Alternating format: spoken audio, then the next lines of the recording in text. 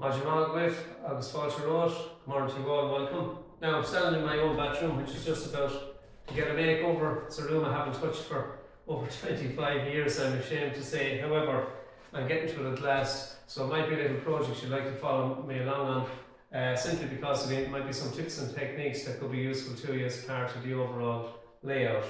Now, so we'll be dealing with all aspects of a makeover, so it's not just the one particular element we're working with. This, as you can see, we just said we'd show it in all its misery at the moment. This is just a basic old MDF unit painted to hold a few towels, and it was a room we never finished probably completely because we also had a second fully functional bathroom upstairs, so this one was left to go to rack and ruin a bit. Anyway, we have a new towel. The towels that are here used to be over here, and we're putting up a new towel rail. We're just going to go through that first. That's our first protocol in the video. So if we pan around here, we have just a vanity unit that was here, and we had a timber floor that was on this here originally. I don't know if the camera's picking up the original maple, so this is coloured. We tried to colour it to make it good. I don't know why we did that, but anyway we did. We even tried lino, the good old roll of linoleum, to see if that would work.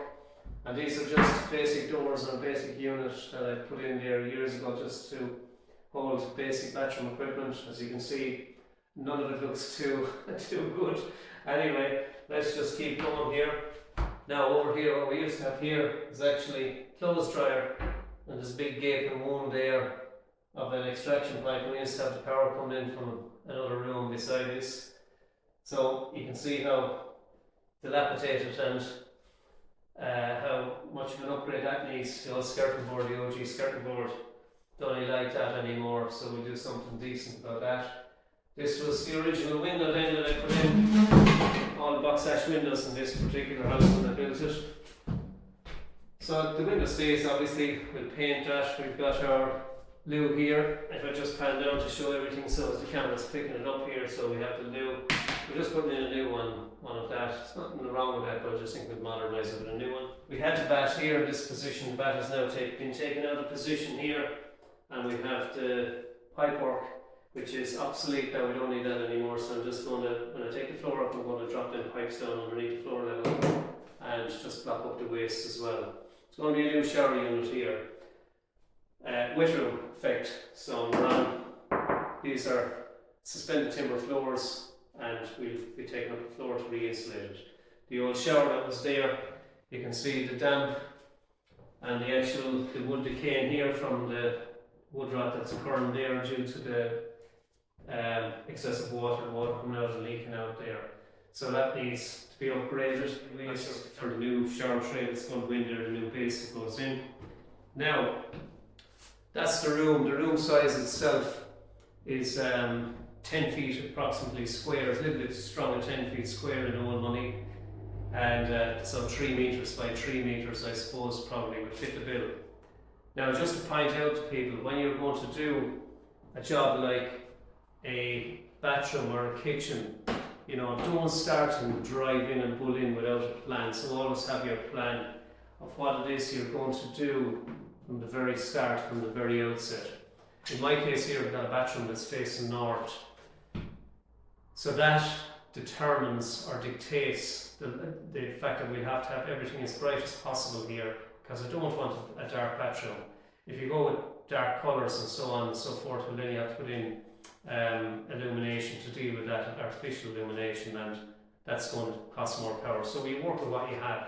So always look at the aspect of the house, the location, its proximity, or what, not its proximity, but its orientation to north, south, east and west.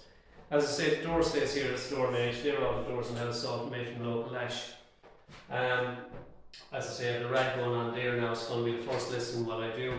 So just from the point of view of a few principles, you know the orientation of the property, whatever concepts or metaphors or themes you like to work with, whatever kind of look you want, whether it is contemporary or whether it is an older look that you want, always know where you're going to go or what sort of style you're going to work with prior to starting. Little things like this, you know, you want to know about your heating elements, your floor, your insulation, whether it's going to be timber floor, tile floor, mix of both. If it's going to be wet room, what size it's going to be. Proportion is going to be very important from the point of view of whatever you put into the place.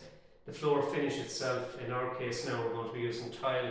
We're not going with all tile, we're going to part tile. The reason I say we don't go with all tile is when you tile something and you pick a colour, you're now stuck with that. So it's always nice to pick something that can be kind of neutral, and if you change colour or change units or fixtures and fittings, that the actual tile will still hold its kind of modernism. So hope that might be useful, that you don't tile wall to floor or floor to ceiling and all floor, because once you pick a colour you're kind of stuck with that. Now, depends, everybody's different, it's personal choice. I'm not here to dictate or to outline what somebody should or shouldn't do. It's personal choice at the end of the day. However, you do want all the elements, when they do come together as a whole, to say, yeah, bang, that's right, we've got it right. One of the things that's very important is proportion, that everything has its size and place. If the proportion is incorrect, or if something looks too big, the observer, when they see that, will actually cop it and notice it. So when design is good and when fixtures and fittings are proportioned correctly and installed correctly, the observer then doesn't know it. It's only when they notice something that you realise, hold on, there's something not right here, the eye is not happy. The shower fittings, screens, vanity basins, all these things come into play, type, size, colour, etc. The colour scheme that you might use once you have your fixtures and fittings in. And then I have over here, I'm just going to step on my stool here, and I find up there we've got a damp patch up there, and that's called a cold bridge. That might be a problem that a lot of people seem to have and not able to solve. We'll show you how to solve that fairly simply, and why it occurs and how to prevent it from occurring again. So we'll cover all those little concepts as we go along about problems that occur in bathrooms and solutions to them, I hope. As I said, that's all I've got to show you on camera here. We will go through every facet of what we do from the point of view of DIY. There are certain elements that I'll be working with here, certain things I'll be doing that I can show you how to do them yourself. So always have, even though I'm just doing an outline here of a complete revamp, I have actually all this designed and it's on paper, and I know what I'm doing with every wall down to the last detail. So it might look as though I'm just going at something on camera, but behind all this that I'm speaking about here, I actually have a plan of what the whole thing is going to look like and what the finished job is going to be.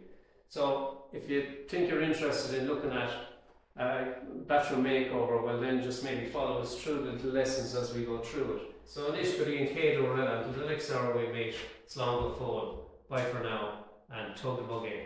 Take it easy.